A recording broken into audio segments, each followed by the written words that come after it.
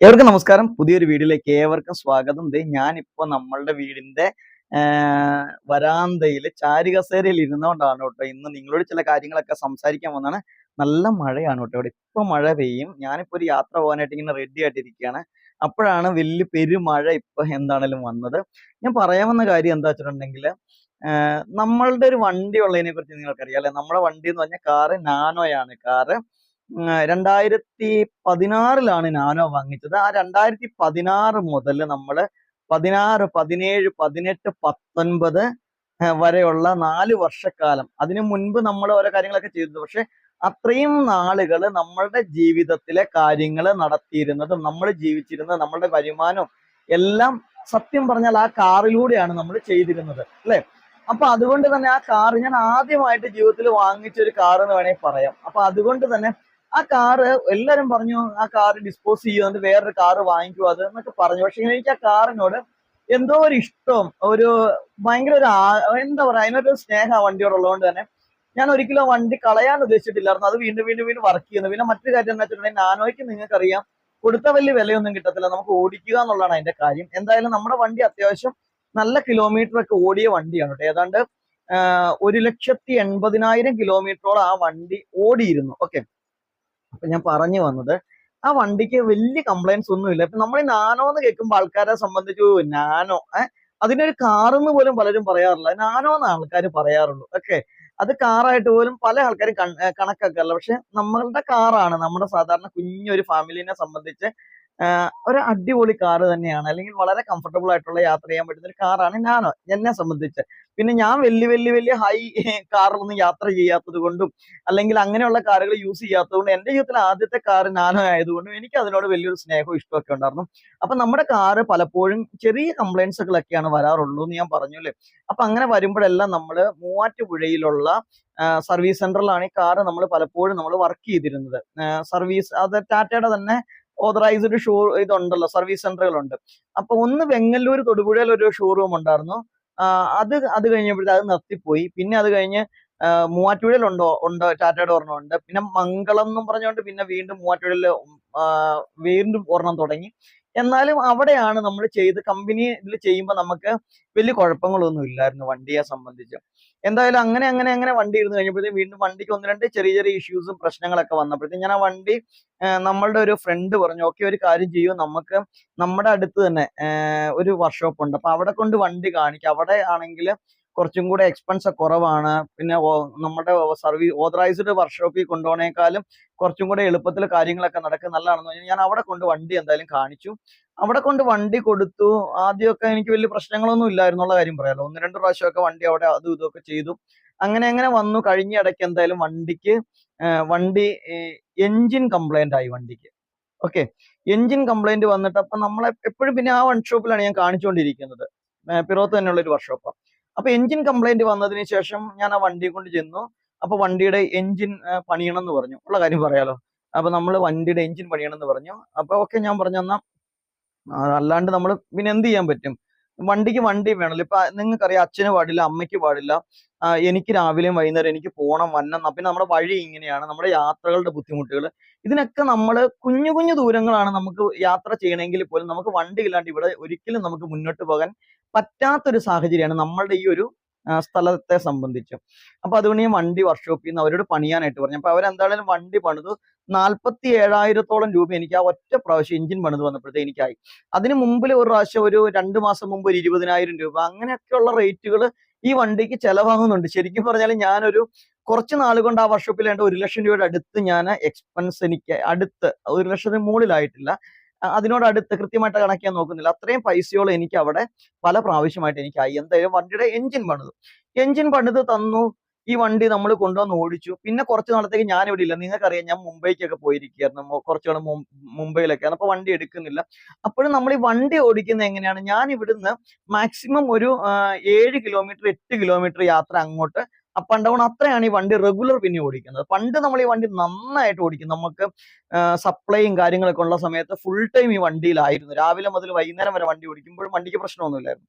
അപ്പൊ ഇപ്പൊ ഞാൻ ഓടിക്കുന്നത് ഈ 8 കിലോമീറ്റർ മാക്സിമം വൺ സൈഡ് അല്ല. പിന്നെ വൈകുന്നേരമാണ് എടുക്കുന്നത് ഞാൻ വണ്ടി. അപ്പൊ അങ്ങനെ ഞാൻ ഈ വണ്ടി ഓടിച്ചുകൊണ്ടിരുന്നപ്പോൾ വണ്ടിക്ക് പ്രോബ്ലംസ് ഒന്നുമില്ല. പിന്നെ ഞാൻ മുംബൈയിൽ നിന്നൊക്കെ വന്നു, വണ്ടി എടുത്തു. അപ്പൊ വർഷം എഞ്ചിൻ പണിത് കൊണ്ടുവന്ന വണ്ടിയാണല്ലോ. ഒരു പിറവം ടു കൂത്താട്ടോളം പോകുമ്പോ തന്നെ പോണ സമയത്ത് തന്നെ ഒരു 10 കിലോമീറ്റർ 15 കിലോമീറ്ററിന് മുകളിലേക്ക് ആകുമ്പോഴത്തേക്ക് ഈ വണ്ടി ഓവർ ഹീറ്റ് അടിക്കാൻ തുടങ്ങി. സിഗ്നൽ കാണിക്കുമല്ലോ, ഓവർ ഹീറ്റിന്റെ സിഗ്നൽ കാണിക്കുന്നു, വണ്ടി ഭയങ്കരമായിട്ട് ചൂടാവും. എഞ്ചിൻ ഭയങ്കരമായിട്ട് നമുക്ക് പുറത്ത് അത് തുറന്ന് അവിടെ നിൽക്കാൻ പറ്റില്ല, അതുപോലെ എഞ്ചിൻ ചൂടാവുകയാണ്. അപ്പൊ ഞാൻ എഞ്ചിൻ ചൂടാവുന്നതായിട്ട് ബന്ധപ്പെട്ട് വർക്ക്ഷോപ്പിൽ പോയി അവരോട് പറഞ്ഞു, ഇന്ന പോലെയാണ് വണ്ടി നമ്മൾ ഓടിക്കുമ്പോൾ. അപ്പൊ അതിനു മുമ്പ് ഒരു കാര്യമുണ്ട്, എഞ്ചിൻ പണിത് കൊണ്ടുവന്നതിന് ശേഷം ഈ വണ്ടിക്ക് പുള്ളിങ് എന്ന് പറയുന്ന സാധനം ഇല്ല. അപ്പൊ ഞാൻ വിചാരിച്ചു ഇത് എന്താ പുള്ളിങ് ഇല്ലാത്ത, എഞ്ചിൻ പണിത് കൊണ്ടുവന്നു നമ്മൾ വണ്ടി ഓടിച്ച് കുറച്ചങ്ങ് ചെല്ലുമ്പോഴത്തേ ഒരു കയറ്റമൊക്കെ കയറുവാണെങ്കിൽ വണ്ടി ഇടിച്ചിടിച്ചിടിച്ച് ഒരു പ്രത്യേക രീതിയിലാണ്, വണ്ടിക്ക് ഒട്ടും പുള്ളിങ് ഇല്ല. അപ്പൊ അതിന് ഞാൻ ഒന്ന് വണ്ടി കൊണ്ടുപോയി കഴിഞ്ഞപ്പോഴേ അവർ പറഞ്ഞ പ്ലഗിന്റെ കംപ്ലൈന്റ് ആണ്, പ്ലഗ് മാറി, പ്ലഗ് 2 മാറി. അപ്പൊ അതിന് ഞാൻ പേയ്മെന്റ് ചെയ്തു. ഓക്കെ, ഓൾറെഡി എഞ്ചിൻ പണിത് ഞാൻ കൊണ്ടുവന്നാണ്, പ്ലഗിന്റെ പ്രശ്നം എന്ന് പറഞ്ഞു. അപ്പോഴും പൈസയായി, ഏതാണ്ട് 2000 ഇഷ്ടം രൂപയോ അത്രയും കണ്ട് പൈസ എല്ലാം എന്റെ ഇതിൽ കിടപ്പുണ്ട്. അപ്പൊ അതിന് പൈസയായി. അത് കൊണ്ടുവന്ന് കഴിഞ്ഞപ്പോ പിന്നെ എന്താ വെച്ചാൽ പ്ലഗ് മാറി കഴിഞ്ഞപ്പോഴത്തേക്കും പിന്നെ ഇത് ഓവർ ഹീറ്റ് കാണിക്കുവാണ്. വണ്ടി പോകുമ്പോഴത്തേക്കും കുക്കു കുക്കു എന്ന് പറഞ്ഞ സിഗ്നൽ അടിച്ച് ഓവർ ഹീറ്റ് കാണിക്കുന്നു. വണ്ടി തുറന്നാൽ നമുക്ക് നിൽക്കാൻ പോലും പാടില്ല, അതുപോലെ എഞ്ചിൻ ഭയങ്കരമായിട്ട് ചൂടാവുകയാണ്. Okay, engine ചൂടാകുന്നു. ഞാൻ അവരോട് പറഞ്ഞു ഇങ്ങനെ എഞ്ചിൻ ചൂടാവുകയാണെന്ന് പറഞ്ഞു. അവര് കൊണ്ടുവന്ന് വേറെ എന്തൊക്കെയോ പരിപാടികളൊക്കെ ചെയ്തു. അന്നും പേയ്മെന്റ് കൊടുത്തു. ഒന്ന് ഫ്രീ ആയിട്ടല്ല ചെയ്യണത്, ഓരോ പ്രാവശ്യം വരുമ്പോഴും നമ്മൾ പൈസ കൊടുക്കുന്നുണ്ട്. എഞ്ചിൻ പണിത് ഇത്രയും 47,000 രൂപ കൊടുത്ത് ശരിയാക്കിയ വണ്ടിയാണെങ്കിൽ ഓരോ പ്രാവശ്യം ചെല്ലുമ്പോൾ വീണ്ടും വീണ്ടും എക്സ്പെൻസ് ആവുന്നുണ്ട്. അങ്ങനെ ഞാൻ വീണ്ടും പൈസ കൊടുത്തു, കൊണ്ടുവന്നു. ഓക്കെ, അതിനുശേഷം ഈ വണ്ടി ഓടിച്ചുകൊണ്ടിരുന്നപ്പോഴത്തേക്കും പിന്നെ ഉണ്ടല്ലോ അപ്പൊ അവര് പറഞ്ഞു വണ്ടിക്ക് ഓയിൽ കുറവായിരുന്നു, അതാണെന്നും പറഞ്ഞിട്ട് അവർ ഓയിൽ ഫില്ല് ചെയ്തു, ഓയിലിന്റെ പൈസയൊക്കെ കൊടുത്തിട്ട് പോന്നു. അത് കഴിഞ്ഞ് പിന്നെ വണ്ടി ഓയിൽ നിറച്ചുകൊണ്ട് വന്നതിന് ശേഷം പിന്നെ ഉണ്ടല്ലോ 10 കിലോമീറ്റർ കഴിയുമ്പോഴത്തേക്കും വണ്ടിയുടെ പുറകിൽ നിന്ന് നമ്മുടെ പറക്കും തെളിയിലെ പുക വരുന്നല്ലോ, പുക വരാൻ തുടങ്ങി. പുക വരുമ്പോഴത്തേക്ക് ഞാൻ ആ വണ്ടി അപ്പത്തിന് ഓഫ് ചെയ്ത് കുറച്ച് നേരം ഇടും, ഒരു അരമണിക്കൂർ വഴിയിൽ കിടക്കും. ഒരു പ്രാവശ്യം നമ്മുടെ വീടിന്റെ പണിക്കൊക്കെ അല്ലേ, വീട് പണിയുടെ വാർക്കട സമയത്തൊക്കെ തിരിച്ചു വരുമ്പോൾ ഞങ്ങൾ പല സ്ഥലത്തും നിർത്തി നിർത്തിയ വണ്ടി കൊണ്ട് പോകുന്നത്. പുക വരുന്നു, നിർത്തി. അങ്ങനെയാണ് നമ്മൾ വണ്ടി കൊണ്ടുവന്ന് ഇവരോട് പറഞ്ഞു വണ്ടിക്ക് ഇന്ന പോലെ പുക വരികയാണ്. അപ്പൊ അവർ പറഞ്ഞു വണ്ടി കൊണ്ടുവരാൻ പറഞ്ഞു. വണ്ടി കൊണ്ടുവന്ന് പറഞ്ഞു അതിന്റെ ഓയിലുമായിട്ട് ബന്ധപ്പെട്ട എന്തോ ഒരു സാധനത്തിന് ലീക്കാണ്, അതാണ് പുക വരുന്നത്. അത് ഞങ്ങൾ ശരിയാക്കിയിട്ടുണ്ട്. അപ്പോഴും പൈസ 1660 രൂപ എങ്ങാണ്ട് കൊടുത്തു. പൈസ 2000 രൂപ അടുത്തായി ബില്ല്. അത് കൊടുത്തിട്ട് പറഞ്ഞു അത് ഞങ്ങൾ ശരിയാക്കിയിട്ടുണ്ട്. ഇനി നിങ്ങൾ ഓടിക്കുമ്പോൾ കുറച്ചും കൂടെ പുക വരും, കാരണം അതിന്റെ സൈലൻസറിൽ എങ്ങാണ്ടൊക്കെ ഇങ്ങനെ ലീക്ക് ആയിട്ട് കിടപ്പുണ്ട്, അത് കത്തി അങ്ങ് തീർന്ന് പൊക്കോട്ടെ. പോയി കഴിയുമ്പോഴത്തേക്കും പുക വരുമ്പോൾ പേടിക്കണ്ട, വണ്ടി അങ്ങ് ഓടിച്ചപ്പോ പുക അങ്ങ് നിന്നോളൂ എന്ന് പറഞ്ഞ് നമ്മൾ അങ്ങനെ വീണ്ടും വണ്ടി ഓടിച്ചു. എന്തായാലും വണ്ടി രണ്ടാമത്തെ പ്രാവശ്യം ഓടിച്ചോണ്ട് വന്നപ്പോ പുക വന്നപ്പോ ഞാൻ ഈ പറഞ്ഞ പോലെ നിർത്തിയില്ല വണ്ടി. ഇവര് പറഞ്ഞു നിർത്തരുത്, അങ്ങ് ഓടിച്ചോളാൻ പറഞ്ഞു. അപ്പൊ പുക ജസ്റ്റ് വന്ന് പുക അങ്ങ് നിന്നു. പിന്നെ വണ്ടി ഒരു 100 മീറ്റർ ഇല്ല അത്രേ ഓടിയപ്പോഴത്തേക്കും വണ്ടി ഇടിച്ചിടിച്ചിടിച്ച് വണ്ടി നിന്നു. പിന്നെ വണ്ടി ജന്മം ചെയ്ത് സ്റ്റാർട്ട് ആവത്തില്ല വണ്ടി.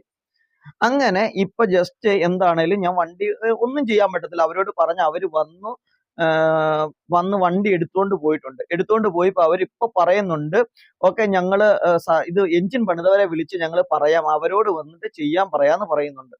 അപ്പൊ ഇങ്ങനെ പൈസകൾ പൊക്കോണ്ടിരിക്കുകയാണ്. ഇനി അടുത്തത് എന്താണ് വരുന്നത് എന്നുള്ള കാര്യം എനിക്ക് അറിയത്തില്ല വണ്ടിയെ സംബന്ധിച്ച്.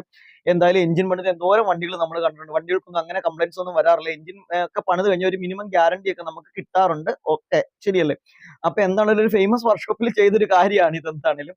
അപ്പൊ ഇങ്ങനെയൊക്കെയാണ് നമ്മളുടെ കാര്യങ്ങളും അവസ്ഥകളും ഒക്കെ പോകുന്നത്. അപ്പൊ നമ്മുടെ നാനോയെ കുറിച്ചുള്ള ഇന്നത്തെ കാര്യങ്ങൾ ഇങ്ങനെയാണ് കേട്ടോ. നിങ്ങളുടെ സജഷൻസും അഭിപ്രായങ്ങളൊക്കെ ഉണ്ടെങ്കിൽ ഒന്ന് പറയാൻ മറക്കരുത്.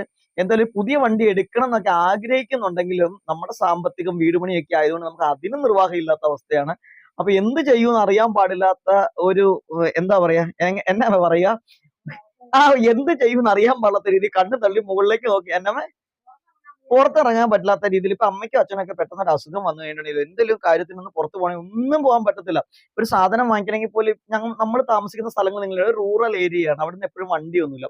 അപ്പൊ ഒത്തിരി ബുദ്ധിമുട്ടുകളും കഷ്ടപ്പാടുകളും ഒക്കെയാണ് നമുക്ക്. വണ്ടിക്കാരെ നമ്മളിങ്ങനെ വർക്ക്ഷോപ്പിലേക്ക് വിളിക്കുന്നുണ്ട്, അവര് വരട്ടെ എന്നൊക്കെ അവർ പറയുന്നുണ്ട്. പണ്ട് ഉർവശിയുടെ സിനിമയ്ക്കകത്ത് പറഞ്ഞ പോലെ MLA ആയി കഴിയുമ്പോൾ നടത്തി തരാം എന്ന് പറഞ്ഞ പോലെ ഇങ്ങനെ നടത്തി തരാം എന്ന് പറയുന്നുണ്ട്. പക്ഷെ നമ്മുടെ വണ്ടി എന്താന്ന് എനിക്ക് അതിൽ, പക്ഷെ എനിക്ക് നാനോ ആ വണ്ടി ഒരു കുഴപ്പമില്ലാണ്ട് ഓടിക്കൊണ്ടിരുന്ന വണ്ടിയായിരുന്നു സത്യം പറഞ്ഞാല്. ഈ ഒരു എഞ്ചിൻ പണിയോട് കൂടിയിട്ടാണ് വണ്ടി ആട്ടപാടല ഇങ്ങനെ എന്താണല്ലോ ആയിപ്പോയത്. അപ്പൊ നിങ്ങളുടെ അഭിപ്രായങ്ങൾ പറയാൻ മറക്കരുത്. ഇന്നത്തെ ഞങ്ങളത് രാവിലത്തെ പരിപാടികളാണ് കേട്ടോ. അമ്മ ദേ അവിടെ ഇരുന്ന് തന്നെ അമ്മ ചെയ്തുകൊണ്ടിരിക്കുന്നത്. അപ്പൊ ഇങ്ങോട്ട് നോക്കിയേ, അരിയിലെ നെല്ലൊക്കെ പിറക്കി ഇരിക്കുകയാണ് കേട്ടോ. ഇപ്പൊ ദേ ഇത് ഞങ്ങളുടെ വീടിന്റെ ഫ്രണ്ട് വശമാണ് കേട്ടോ. കാരണം അപ്പൊ എല്ലാവർക്കും നല്ലൊരു ദിവസം ആശംസിക്കുകയാണ്. ഇത് വടിയൊക്കെ അവിടെ ചാരി വെച്ചാണെങ്കിൽ ഈ വടിയൊക്കെ കുത്തിപ്പിടിച്ചാണ് ഇവര് പോകുന്നത്. അപ്പൊ വണ്ടി കൂടെ ഇല്ലാത്ത അവസ്ഥ ഒന്ന് ആലോചിച്ച് നോക്കി. അപ്പൊ എല്ലാവർക്കും നല്ലൊരു ദിവസം ആശംസിക്കുകയാണ്. വീണ്ടും അടുത്തൊരു വീഡിയോ നമുക്ക് കാണാവേ.